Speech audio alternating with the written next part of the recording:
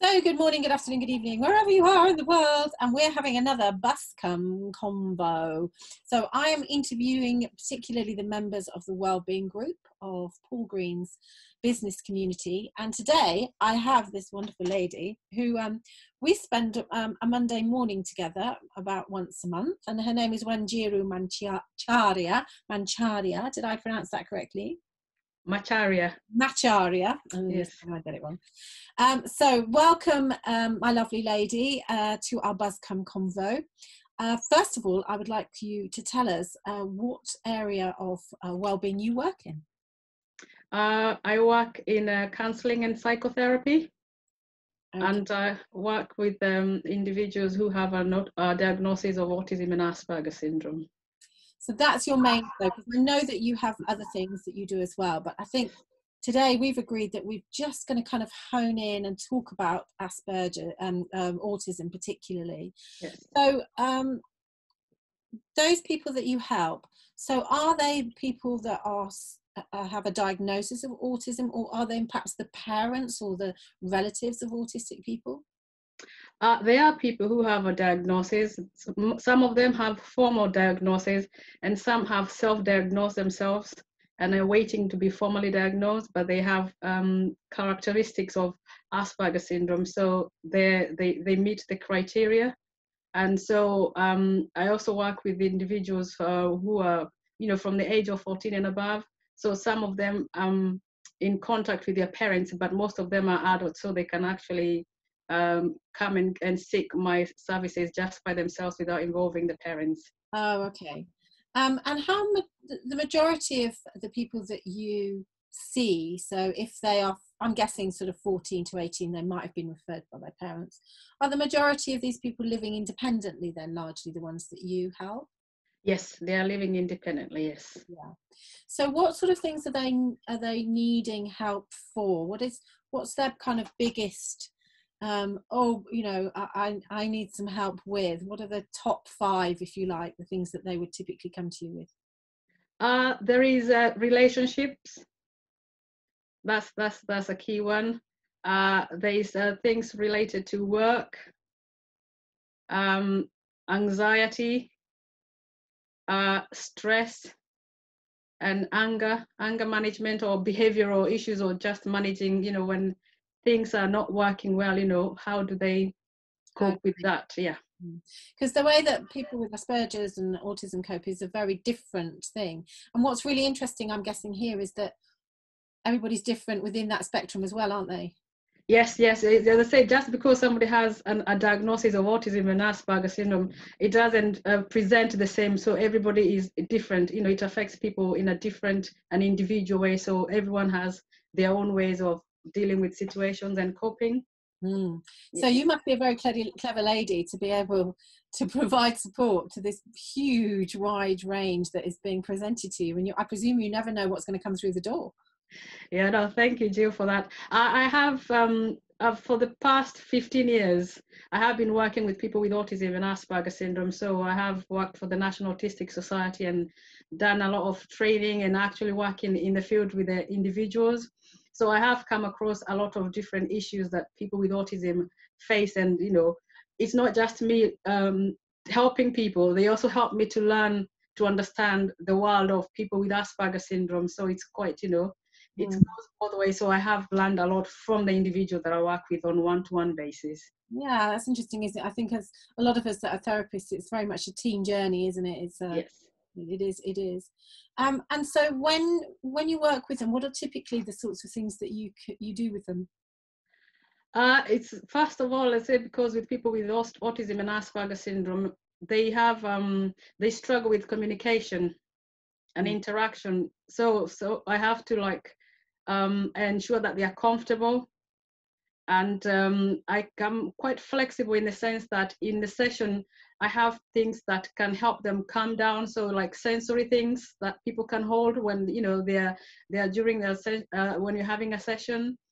Also, there is people not to have to sit in one place. So if they want to, still having the session and they're walking out and then stretching, allow that to happen. Yeah. And I tend to also use simple, clear words and give them time to process. And also I use something we call checking questions, so that to check that I understand what they're telling me, and also to check that, you know, they understand what I'm telling them. So it becomes a two-way conversation, kind of, you know, making sure, not assuming that they understood me, and they assume that, you know, I understood them. So if they're coming to you for relationship help, whether that's a social relationship or a, you know, a sort of intimate relationship or whatever, the first relationship that they've got to establish is the one with you, clearly. Yes, and once you find somebody, you create that rapport, and you know, because sometimes it takes a long time for somebody to trust who they're talking to, and I think the consistency that when they come in, because of, you know, sometimes I've had clients who've had therapy elsewhere where they've gone and it's different people they see. And that has caused them to be quite anxious, and, you know, thinking they have to repeat the same thing they said to the person before. So I can imagine that would just be their worst case scenario, really, wouldn't it? And it has been, and sometimes it's just one of those things, you know, even if it's the NHS, yes, they say somebody's accessing therapy, but they're going to see a different person every week, and that person becomes more anxious. So for me, by the time they come and see me, they see me more the same person every time. So that kind of helps them to calm down and form a relationship, and they are more open, you know, and comfortable to share what it is they would like me to help. That's that helps me to understand the difference between you doing this as an individual therapist, rather than, you know, somebody who might say, well, you know, my son's you know, autistic and he's already getting help. It would help. Now I understand the process more, that actually what you offer is something different than potentially they're accessing from, you know, from an NHS point of view. So after they've worked with you, and first of all, tell us typically, is there a typical time period that they would spend with you? You know, weeks or months, or what is it typically? It is flexible, because sometimes, as I say, it takes long. And for instance, now I've got people I've been working with for over 2 years. Right. Okay. And so it's because it's with people with autism and Asperger syndrome, sometimes they need the reassurance, the familiarity, and, you know, reminding, because sometimes situation change, because you could discuss about how to deal with the situation or cope with the situation, then another situation happens, but it's got different issues with it. So it's just that constant reassurance. But I also encourage, you know, the clients to also, you know, if they feel they can manage, that's fine. They can let me know that, you know, we can stop now, or we can spread the sessions. So I have people I see on a weekly basis, others on a fortnightly basis, and others, you know, 3 weeks or monthly. So depending on how they feel that they'll be able to cope. So I allow that flexibility, because if I tell somebody with autism and Asperger syndrome that after 6 sessions, that's it, and probably by that 6th session, that's when they're becoming more comfortable and able to talk and relate with you, then you just drop them somewhere in like a deep ocean, just telling them the 6 sessions are over, off you go. Yeah, I can imagine. Yes. And so from your point of view, what is it that, if somebody's watching this now, what is it that we could do within the BASCOM community, and also if you've got people that are watching this, how can we support you to support these particular people? It's because sometimes autism is not like a disability that is quite visible, because there's a lot of people with Asperger syndrome, which is more the, you know, higher end of the spectrum, where it's people who they don't have learning difficulties as those people with severe autism do. So somebody with Asperger syndrome would present like somebody who is able to, you know, hold a job and do everything that, you know, most of us, the neurotypical, are able to do. But then they struggle with issues, but because of the communication, social interaction, they are not able to express themselves. And it's just finding out, you know, letting people know that there are services that can actually help. Because if they've gone to an experience where they've had therapy, or they've gone to sessions where they have met 2 different therapies, and, you know, they think, no, I can't do this anymore. So it's just reassuring that, you know, I'll be able to offer the same person, is the consistency and, you know, less change. Yeah.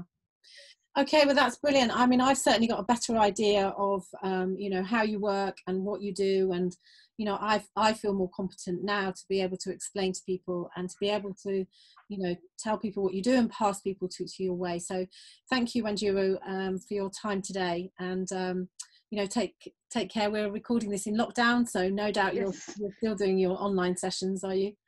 Yeah, and I can just say that, and that's another thing, you know, that's been a change for the people with autism, with not having to do the face-to-face, you know, sessions. And thankfully, you know, most of my clients, well, all of my clients that I had, you know, and I still have, we've been able to continue with the sessions Yeah. face-to-face, which, you know, which was quite a reassuring thing, because you would not know how they would cope, but, you know, they have been doing quite well. So face-to-face now, because it's a lockdown, that's another thing that we Yeah. all have to bear with. And I should think at this time, particularly where everybody's traumatized, I should think they've needed you more than ever with all the changing times. Yes, yes. And So at thank least you to be very able much. to see somebody, that would be quite good. Yeah. Yes. Yeah, that would be good. Yeah, Well, yes, I'm looking forward to seeing you whenever we're breaking out from all of this. yes. Thank you for your time today. Thank you, Jill.